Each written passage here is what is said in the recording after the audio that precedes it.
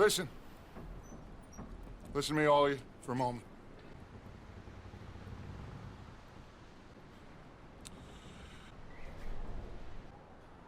Stay with me.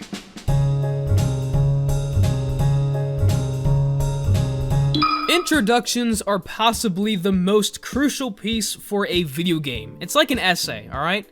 The intro for an essay is the attention grabber, the first thing that the reader, well, will read, and if it's not good, don't expect the attention span to really be that long.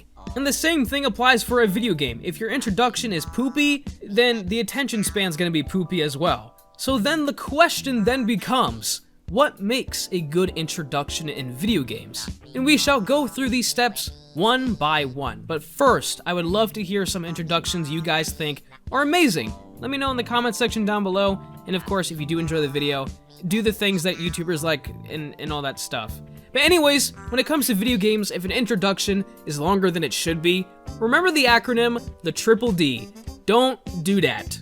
It's just not good. Red Dead Redemption 2 is a perfect example of an imperfect introduction. It takes way too long, and it keeps on going without any real hook to keep people playing.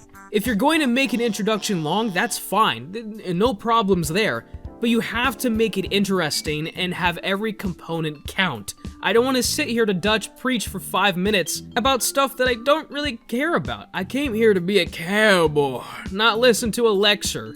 Which is why the series Dark Souls does a great job in handling the length of an introduction. See, the franchise does not pride itself in long cutscenes that explain the lore. You want lore, you read about it, alright? You have a flash grenade of a cutscene for every single game, Dark Souls 1 through 3, as well as Bloodborne, and after the hazy confusion settles in, you're already at the first boss or area. Dark Souls knows that people don't want to sit through long cutscenes about lore that they may or may not care about, so they drop you into the world, teach you a bit about the controls, and poof, you're on your way. Dark Souls 1, I would say, does it best because once you reach the Firelink Shrine, your options on where to go expand tremendously. You could party with some skeletons in the catacombs, explore the vast sewer system of the Dark Souls universe, have a great time in Blighttown, and when I say great, I mean suffer from poison, or even become a parry god and embarrass some Black Knights, which is what I usually do.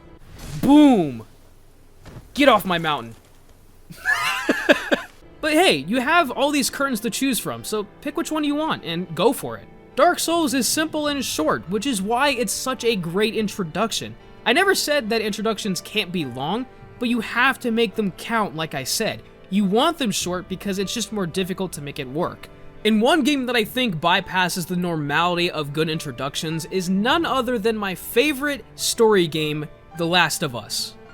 Alright, here we go again. Me talking about The Last of Us. I get it. But in all seriousness, the introduction was an emotional roller coaster from start to finish that introduces the apocalyptic beginnings of the infected. Now, one key factor that makes this introduction freaking amazing for me personally, I know it's different for other people, but for me, the game does an excellent job in creating a bond between the player and the characters before anything even ever happens. I fell in love with both Joel and Sarah within the first 2 minutes of the game. And that's rare, but slowly the introduction develops into the true, desperate, hopeless hell on earth that is The Last of Us. The introduction becomes chaotic right before your eyes, and suddenly death is a normal occurrence within the public streets. People are running, others are eaten alive, and the military is on guard for your viewing through the back seat in Tommy's car, which is a really nice perspective, I should say. But then something happens that changes the tone from fearful into sadness in a seamless transition. Sarah is shot and actually dies in Joel's arms. She was the first character you took control of in the game, so it was safe to assume, at least from my perspective, oh, she has plot armor, nothing's gonna happen to her. Well, I was completely wrong, and I was actually so shocked I actually teared up just a little bit because it was such a twist that I did not expect. And I liked Sarah. I didn't know much about her, but I truly did like her character.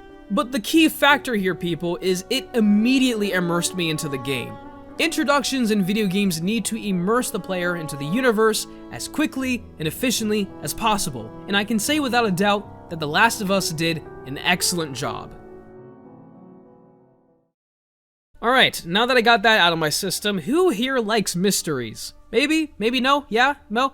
Well, mysterious tones and discoverable plots are a really powerful move for introductions, or even just the beginning of a game. It's like having the queen in chess. There are so many things that you can do with mysteries. Now, if mystery is your thing, then you will love a game called Shadow of the Colossus. Though I should mention that the horse is without question the worst controls I've ever had the displeasure of experiencing.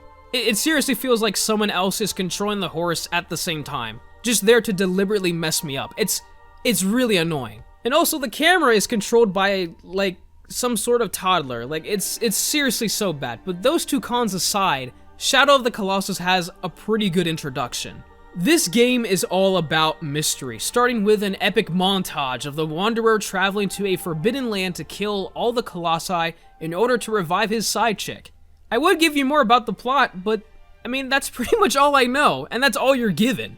Now, because we don't know much, we keep on playing in order to uncover those secrets, and even though Shadow of the Colossus ends with more questions than answers.